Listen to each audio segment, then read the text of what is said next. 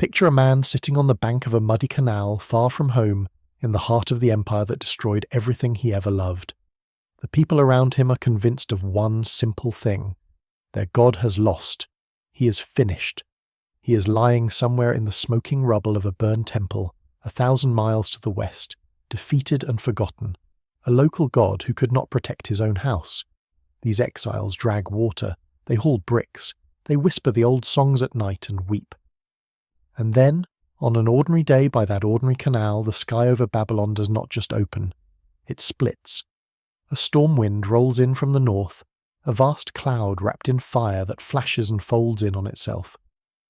Out of the heart of that fire come wheels within wheels, rimmed all around with eyes, living creatures with 4 faces, a platform like a sheet of ice, and above it all, a throne the colour of sapphire, and on that throne the shape of a man wrapped in the brightness of a rainbow.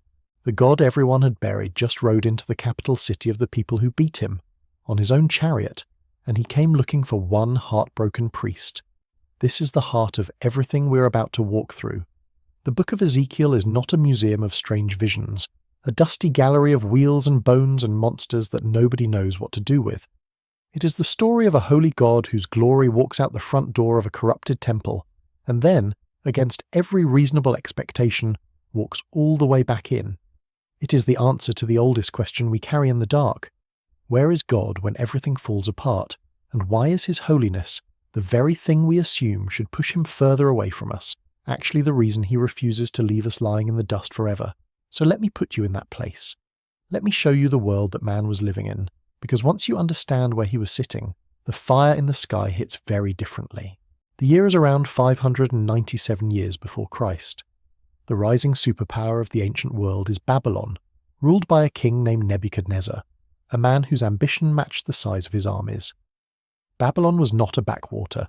It was arguably the largest and most dazzling city on the planet at that moment, ringed by massive walls so wide that ancient writers claimed chariots could ride along the top of them.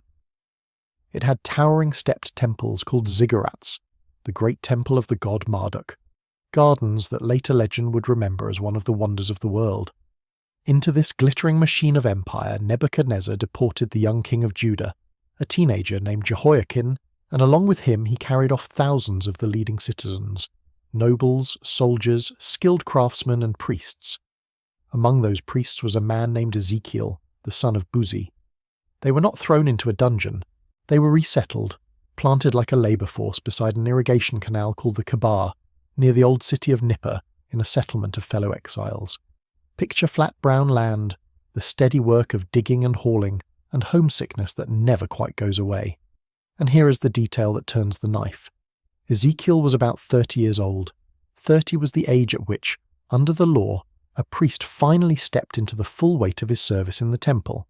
He had waited his whole life for that moment, and the moment arrived, on schedule, in a foreign country, beside a dirty canal, with no temple, no altar, no incense, no sacrifice, just mud and exiles and a horizon that pointed in the wrong direction.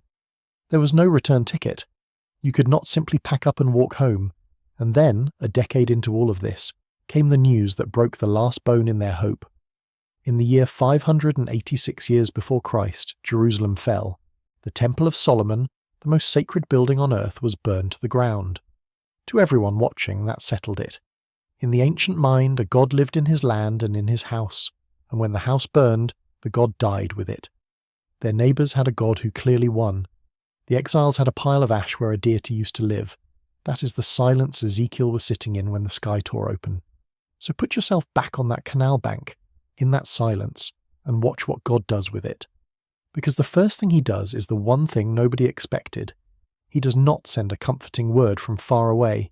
He does not write a letter from his ruined house in Jerusalem. He shows up, in person, in Babylon. And the way He shows up tells you everything. Ezekiel describes it the only way a human being could. He keeps reaching for words and you can feel him straining, because what he is seeing does not fit inside language. The windstorm out of the north, the fire folding into itself, and then those 4 living creatures, each with 4 faces, a man, a lion, an ox, an eagle, moving like flashes of lightning and never turning as they go. Beside each creature, a wheel, and inside that wheel another wheel, set crosswise so the whole structure could move in any direction instantly without pivoting. And the rims of those wheels were full of eyes, all the way around. Now stop and think about what that picture is actually saying, because the ancient reader caught it immediately. Wheels mean this thing moves. Eyes in every direction mean this thing sees everything, everywhere, all at once. 4 faces pointing 4 ways mean it never has to turn its back on anything. This is not the description of a statue bolted to a temple floor. This is a throne with wheels. God arrived on a vehicle, and the entire design of that vehicle screams one message: I am not stuck where you left me. There is a Hebrew word for what Ezekiel is describing, even though he never uses it directly. Later tradition called this the Merkava, which simply means the chariot. And this image became so overwhelming, so dangerous to handle, that centuries later the rabbis developed a rule about it. The opening chapter of Ezekiel, the chariot vision, was considered so heavy that young students were not allowed to study it. You had to be mature, established, seasoned in the scriptures, before anyone would let you sit with these wheels and faces and fire. Imagine a chapter in the Bible rated for adults only, not because of anything scandalous, but because the sheer weight of the glory in it could knock an unprepared mind off balance. That is the reputation this vision earned, and weight is exactly the right word, because at the very top of the vision sits the key. Ezekiel chapter 1 verse 28. He has described the wheels, the creatures, the crystal platform, the sapphire throne, the figure of fire and the rainbow glow, and then he writes this: This was the appearance of the likeness of the glory of the Lord, and when I saw it, I fell on my face. Notice he does not say he saw the glory of the Lord. He saw the appearance of the likeness of the glory. He is standing 3 steps back from the thing itself, describing the reflection of a reflection, and it is still too much to stay standing. He hits the ground. That word glory is the spine of this entire book, so let me hand it to you properly. The Hebrew word is kavod. Now in English, glory sounds like shine, like sparkle, like a halo in a stained glass window. But the root of kavod does not mean shine. It means heaviness, weight, mass. To say something has kavod is to say it has substance, density, gravity, the kind of presence that presses down on a room and rearranges everyone in it. When the Bible says the glory of the Lord filled the temple, it is not talking about pretty lighting. It is saying the sheer weight of who God is settled over that place, until the priests could not even stand up to do their jobs. Hold on to that, because it changes a phrase we are going to hear later in this story. When the text eventually says the glory departed, it does not mean the lights went out. It means the weight lifted. The gravity left the building. The thing that made that place matter got up and walked away. And right now, at the start, the opposite is happening. The full weight of God just landed beside a canal in Babylon, in the camp of the people everyone thought he had abandoned. So feel the collision here. Ezekiel and his neighbours had built their entire theology on geography. God lives there, in Jerusalem, in that building, on that hill. And the whole point of the chariot is that God refuses to be a local deity you can defeat by burning his address. The wheels go everywhere. The eyes see everything. And here is where this stops being ancient history and becomes your story. Have you ever quietly believed that God got left behind somewhere? Back in the church you grew up in, back before the diagnosis, back before the divorce, back inside a version of your life that has since burned down. We do this. We assume God is tied to the building that collapsed, the season that ended, the relationship that died. And the very first thing Ezekiel learns, flat on his face in the dirt of exile, is that the God of glory has wheels. He is not waiting back at the ruins for you to return. He already drove out to the canal. He is already sitting in the wreckage you're convinced he could never enter. But this God who refuses to be locked in does not stay silent either. He has come all this way to find one man, and the assignment he hands him is unlike anything given to any other prophet in the entire Bible. Most prophets were told to speak. Ezekiel was told to become the message. God was about to turn a grown man, a trained priest, into a piece of living street theatre, and the performances would run for years. But before the assignment, listen to what God calls him, because the title repeats more than 90 times across the book, and it is doing quiet, deliberate work. God does not call him Ezekiel, he calls him Ben Adam, son of man, son of Adam, son of dust. Now in the very next breath, the one speaking is seated on a sapphire throne wrapped in fire, attended by living creatures riding wheels full of eyes, and he leans down to the man in the dirt and says, in effect, son of dust, stand up, Feel the gap in that. Over and over, 90 times, the contrast is hammered home. The Holy One on the throne and the mortal made of mud. It is not an insult, it is orientation. Every time Ezekiel hears Son of Man, he is reminded exactly who is small and who is vast in this relationship, and somehow that vast and holy one has chosen to speak to the small and dusty one personally. The distance is enormous, and God crosses it anyway. And the first thing he asks the son of dust to do is lie down. Ezekiel chapter 4. God tells him to lie on his left side for 390 days, bearing the guilt of the northern kingdom, and then to roll over and lie on his right side for 40 days, bearing the guilt of Judah. A day for each year. Picture this man, a respected priest, lying in the dirt in the middle of the exile camp, day after day after day for well over a year. The neighbours step over him on their way to work. Children point. Somebody surely asked his wife what exactly is wrong with your husband. He was not allowed to explain it away with a clever sermon. He just lay there, his own body turned into a billboard staked on the side of the road, a walking, or rather a lying, advertisement for a siege that had not happened yet. And the staging gets harder.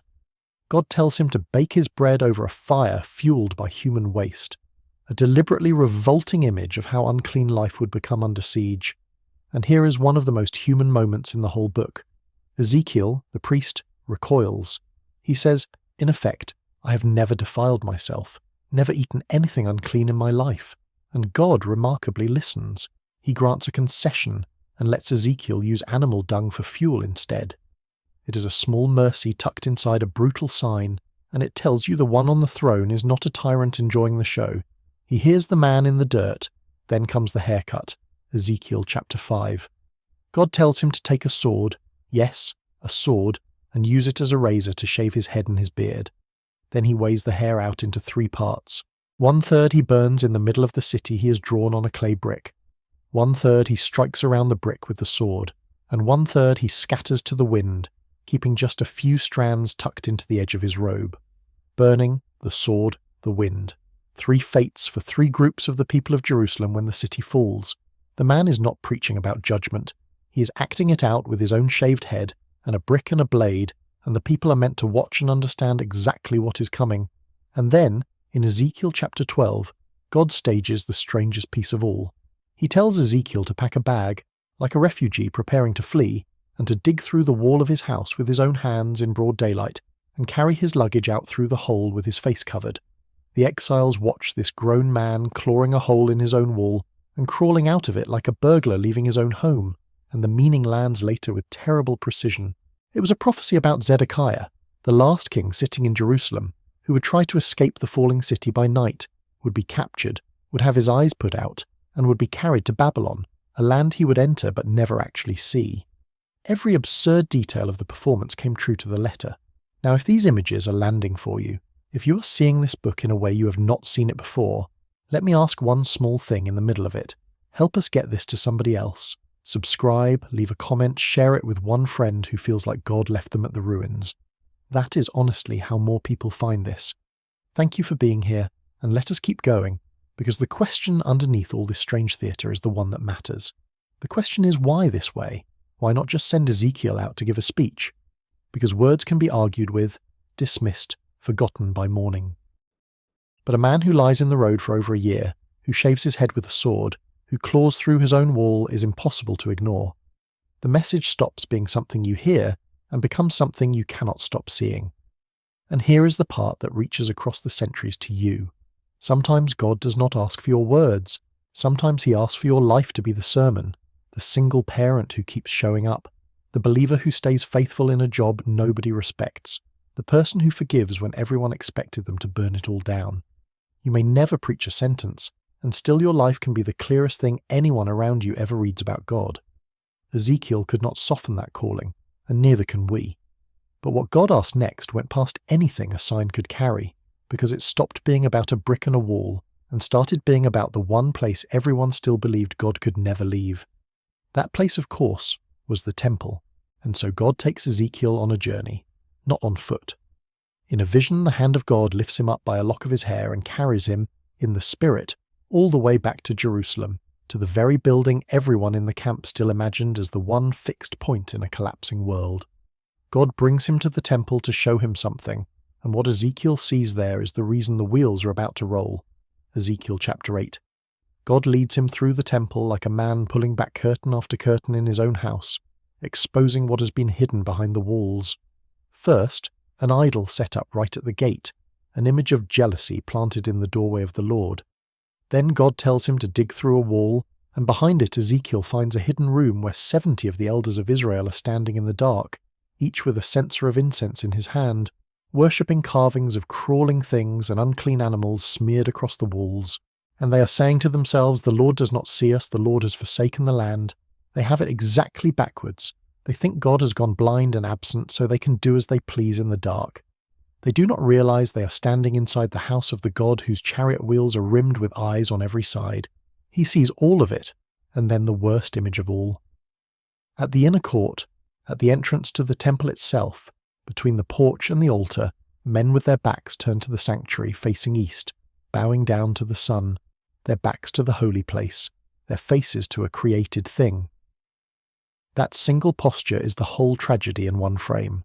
The house was still standing, the sacrifices were still being offered, and inside it the people had quietly turned around. Now here is the word that sits underneath this entire scene, the word that explains why any of it mattered. The Hebrew root is kadash, and from it comes kadosh, which we translate as holy. We hear holy, and we think morally clean, well-behaved, religiously polished. But the root meaning of kadash is to set apart, to separate, to mark off as distinct and reserved for one purpose. To make something holy is to pull it out of the ordinary and dedicate it entirely to God. And the staggering thing in this book is that God uses this same word about himself toward his people. He calls himself the one who sanctifies them, the one who sets them apart. Listen to where he says it. Ezekiel chapter 20 verse 12. "Moreover I gave them my Sabbaths, to be a sign between me and them, that they might know that I am the Lord who sanctifies them." Read that slowly. The Sabbath was given as a sign, a marker, a wedding ring on the hand, so that the people would remember who set them apart and who they belonged to. And this is worth pausing on, because that sign did not begin with Israel. The seventh-day rest was set in place at creation itself, when God finished his work and rested and blessed that day and made it holy.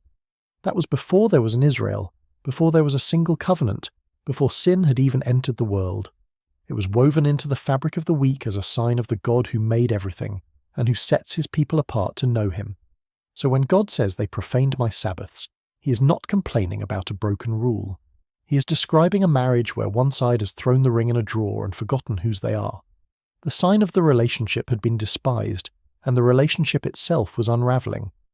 That is what idols in the doorway and backs turned to the sanctuary really were.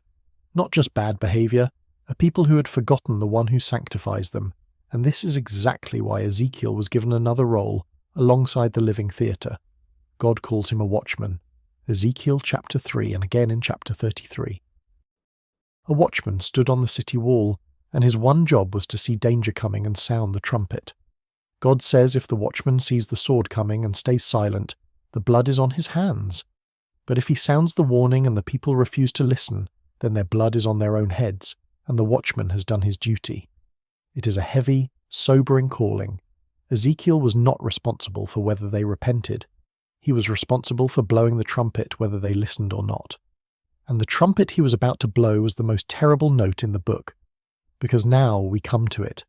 The glory, the kavod, the weight of God that had filled that temple since the day Solomon dedicated it, so heavy the priests once could not stand. Ezekiel watches it move. In Ezekiel chapter 10, the glory rises up from above the cherubim where it had dwelt and moves to the threshold of the temple, to the doorway. It pauses there, at the door of its own house. Then the cherubim lift their wings, and the wheels are beside them, and the glory of the Lord goes up from the threshold and stands over the cherubim. And then, in Ezekiel chapter 11 verse 23, the final step. The glory of the Lord went up from the midst of the city, and stood upon the mountain which is on the east side of the city, step by step. From above the ark, to the threshold, to the gate, out of the city, and finally up onto the mountain east of Jerusalem, where it stops, and lingers, and looks back. Like a tenant who has packed the last box and is standing in the doorway one final moment before pulling the door shut. The lights were still on in that temple, the priests were still busy, but the owner had gathered his things and walked out, and the house did not even notice he was gone. And here is the truth that landed like a stone in Ezekiel's chest, and it needs to land in ours. Jerusalem did not fall because Babylon was strong. Babylon was always strong. Jerusalem fell because the defender had left the wall. The weight had lifted. The glory had gone east. An empty house with the light still burning is the easiest thing in the world to burn down. The tragedy was never that the enemy was too powerful. The tragedy was that God had quietly stepped out the front door, and his people, with their backs turned, never even felt the weight leave the room. And just when you think the book cannot ask any more of this man, it does. Up to now, Ezekiel had given his body, his dignity, his comfort, his reputation. He had lain in the road. He had shaved his head with a sword. He had clawed through his own wall. There was, you would think, nothing left to take. But there was one thing, and God asked for it. Ezekiel chapter 24. The word of the Lord comes to him, and it is not a vision this time. It is a sentence no one should ever have to hear. Son of man, behold, I am about to take from you the desire of your eyes with a stroke, the desire of your eyes. That is how God describes Ezekiel's wife. Not your servant, not your household, but the delight of your eyes, the one his gaze went to first in any room. The person who had followed this strange and difficult man into exile and watched him do every impossible thing God asked. God tells him she is going to die. Suddenly. And then comes the part that takes the breath out of you. God tells him he is not allowed to mourn her. Yet you shall not mourn or weep, nor shall your tears run down. Sigh, but not aloud. Make no mourning for the dead. Bind your turban on. Put your sandals on your feet. Do not cover your lips. Do not eat the bread of mourners. Sit with the cruelty that is not cruelty here. In that culture, grief was loud. You tore your clothes. You covered your head. You sat in ashes. You let the neighbours weep with you. You ate the bread that mourners ate. It was how a community carried a broken person through the worst week of their life. And Ezekiel is forbidden all of it. He must bury the love of his life and walk through the camp the next morning with his sandals on, and his turban tied and his face dry, as if nothing on earth had happened. Why? Because his grief had to become the sermon. The exiles still had family back in Jerusalem. They still had the temple standing in their imaginations, the desire of their eyes, the pride of their soul. And God was telling them, through one shattered man, that it was all about to be taken with a single stroke, and the blow would be so total that they would be too stunned to even mourn it properly. So watch the timeline, because it is almost unbearable. The text says, "So I spoke to the people in the morning, and at evening my wife died. And on the next morning I did as I was commanded. In the morning he is preaching. By evening she is gone. And the very next morning he gets up, ties his turban, puts on his sandals, and goes back to the people dry-eyed, obedient, hollow."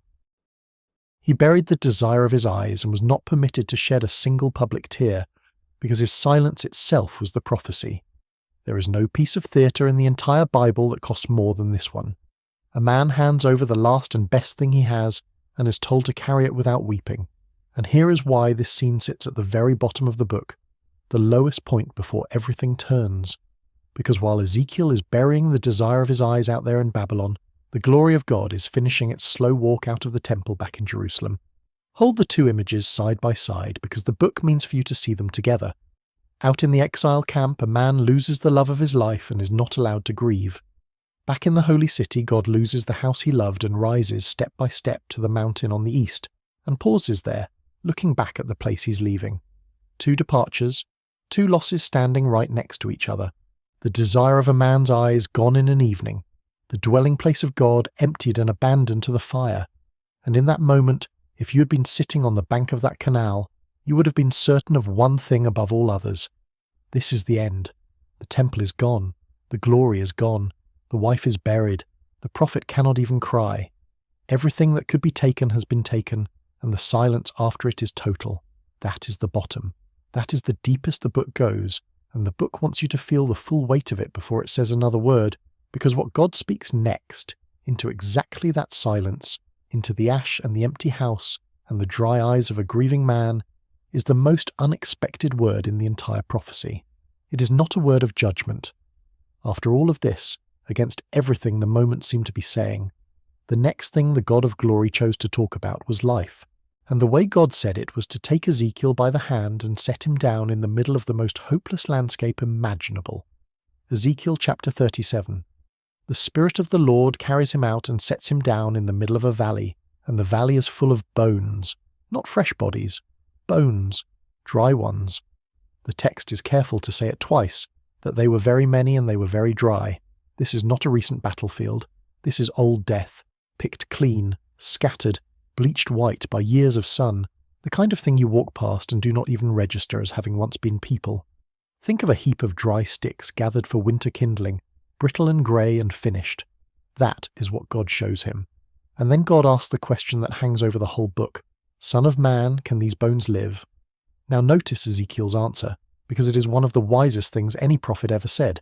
He does not say yes, faithfully pretending to be sure. He does not say no, giving in to what his eyes are telling him. He says, O Lord God, you know. That is the answer of a man who has watched his temple fall and his wife die, and his whole world end, and who has stopped trusting his own assessment of what is possible. He simply hands the question back to the only one who could possibly answer it. And God says, prophesy to these bones. So Ezekiel preaches to a graveyard, and as he speaks, there is a noise, a rattling, and the bones begin to come together, bone to its bone.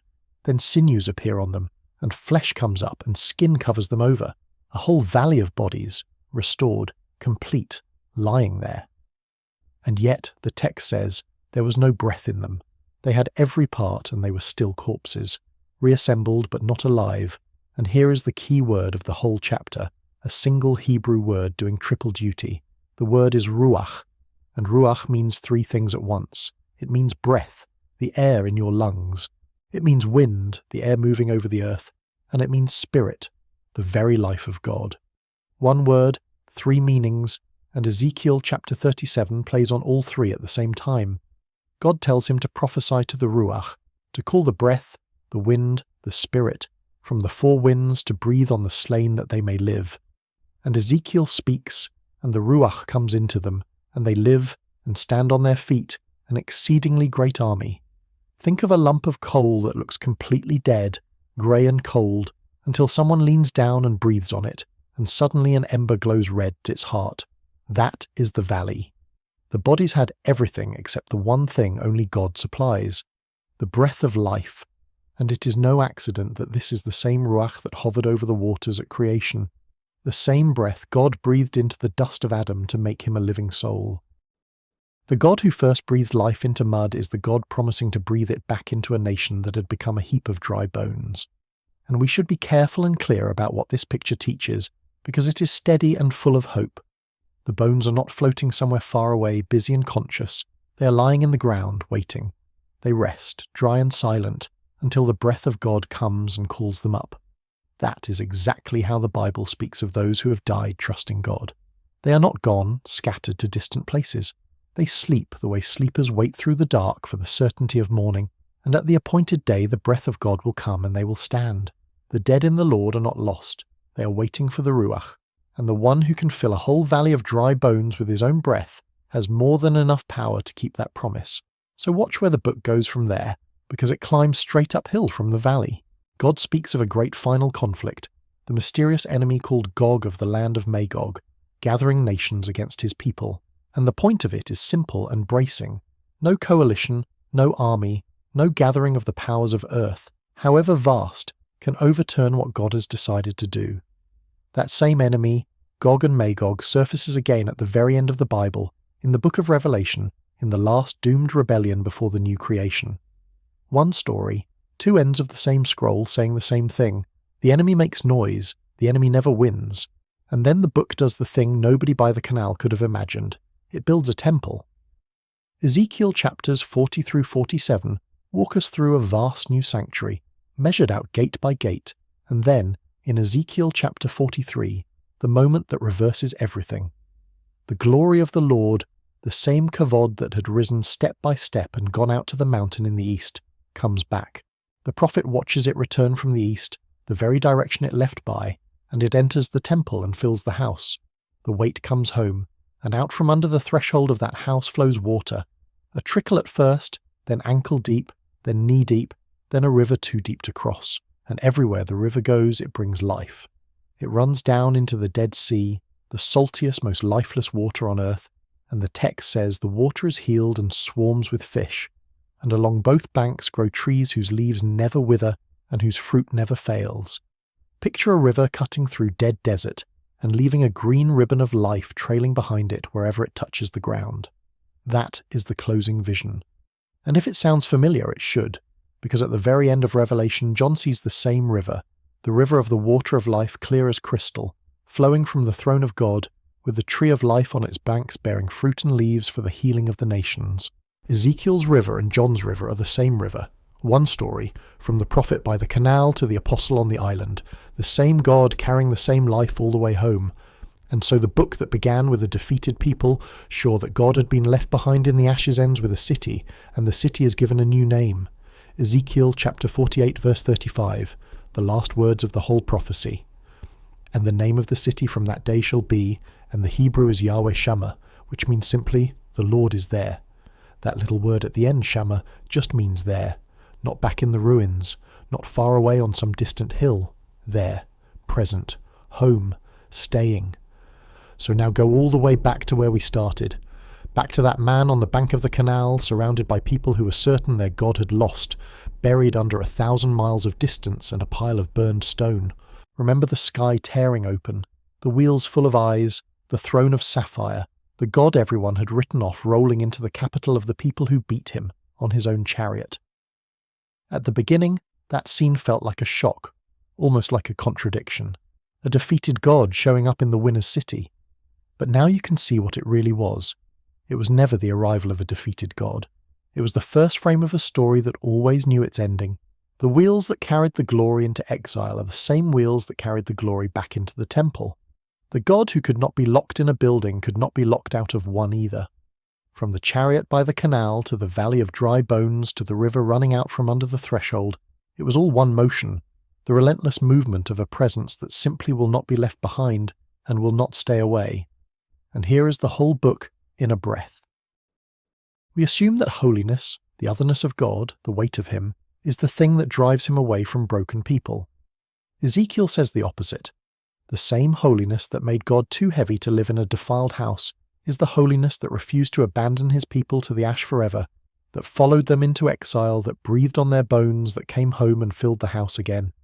His holiness is not the reason he leaves, it is the reason he comes back. So let me bring this to where you are actually sitting. Maybe you are at your own canal in a foreign country. Maybe the temple you trusted has burned.